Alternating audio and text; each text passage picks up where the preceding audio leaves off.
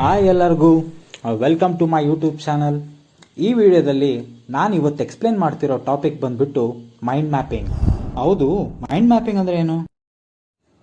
ಒಂದು ಕಾನ್ಸೆಪ್ಟ್ನ key points ಮೇಲೆ ಮಾತ್ರ ಫೋಕಸ್ ಮಾಡಿ ಒಂದು ಚಾರ್ಟ್ ಫಾರ್ಮಲ್ಲಿ ರಿಪ್ರೆಸೆಂಟ್ ಆಗಿರೋದನ್ನ ಮೈಂಡ್ ಮ್ಯಾಪಿಂಗ್ ಅಂತೀವಿ.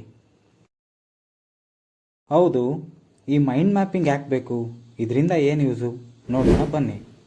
ಚಿಕ್ಕ ವಯಸ್ಸಿಂದ ನಮಗೆಲ್ಲ ಇದು ಎಕ್ಸ್ಪೀರಿಯನ್ಸ್ ಆಗಿರುತ್ತೆ.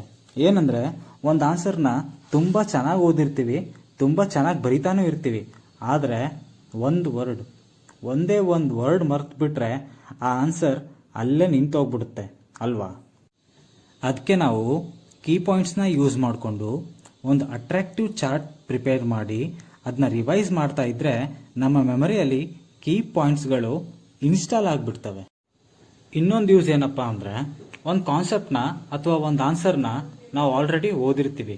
ಅದನ್ನ ಮತ್ತೆ ನೀವು ಎಲ್ಲ ಓದ್ಕೊಂಡು ಕೂತ್ಕೊಂಡ್ರೆ ಸಿಲೆಬಸ್ನ ಕಂಪ್ಲೀಟ್ ಮಾಡೋಕ್ಕೆ ನಮಗೆ ಟೈಮ್ ಸಾಕಾಗಲ್ಲ.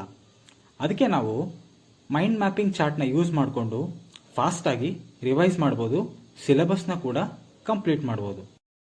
ಬನ್ನಿ ಈಗ ಒಂದು ಮೈಂಡ್ ಮ್ಯಾಪಿಂಗ್ ಚಾರ್ಟ್ನ ಎಕ್ಸಾಂಪಲ್ ನೋಡೋಣ. ಇಲ್ಲಿ ಅಡುಗೆ ಸೋಡಾದ ಯೂಸಸ್ನ ಒಂದು ಮೈಂಡ್ ಮ್ಯಾಪಿಂಗ್ ಚಾರ್ಟ್ನ ನೋಡ್ಬೋದು. ಅಡುಗೆ ಸೋಡಾ ಅಂದರೆ ಸೋಡಿಯಂ ಹೈಡ್ರೋಜನ್ ಕಾರ್ಬೋನೇಟ್. ಅದರ ಮೊದಲನೇ ಯೂಸ್ ಬಂದ್ಬಿಟ್ಟು ಬ್ರೆಡ್ ಮತ್ತು ಕೇಕ್ ತಯಾರಿಕೆಯಲ್ಲಿ ಬೇಕರಿಯಲ್ಲಿ ಬಳಸುತ್ತಾರೆ. ನೆಕ್ಸ್ಟ್ ಪಾಯಿಂಟ್, ಆಮ್ಲಶಾಮಕದಲ್ಲಿ ಬಳಸುತ್ತಾರೆ.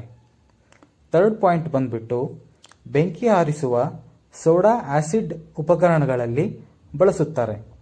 ಮತ್ತು ಲಾಸ್ಟ್ ಪಾಯಿಂಟ್ ಬಂದ್ಬಿಟ್ಟು ವಾಷಿಂಗ್ ಸೋಡಾ ತಯಾರಿಕೆಯಲ್ಲಿ ಬಳಸುತ್ತಾರೆ.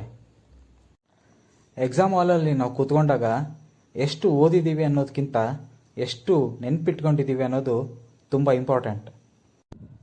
ಅದಕ್ಕೆ ಯಾವಾಗಲೂ ಈ 3 ಪಾಯಿಂಟ್ಸ್ನ ಫಾಲೋ ಅಪ್ ಮಾಡಿ. ಇದನ್ನು ಹೇಳ್ತಾ ಈ ವಿಡಿಯೋನ ಇಲ್ಲಿಗೆ ಎಂಡ್ ಮಾಡ್ತಾ ಇದ್ದೀನಿ. ಕಾನ್ಸೆಪ್ಟ್ ನಿಮಗೆ ಅರ್ಥ ಆಗಿದೆ ಅನ್ಕೋತೀನಿ. ಅರ್ಥ ಆಗಿದ್ದರೆ ಕಾಮೆಂಟ್ ಬಾಕ್ಸಲ್ಲಿ ಕಾಮೆಂಟ್ ಮಾಡಿ. ಮತ್ತೆ ಸಿಗೋಣ. ಬಾಯ್.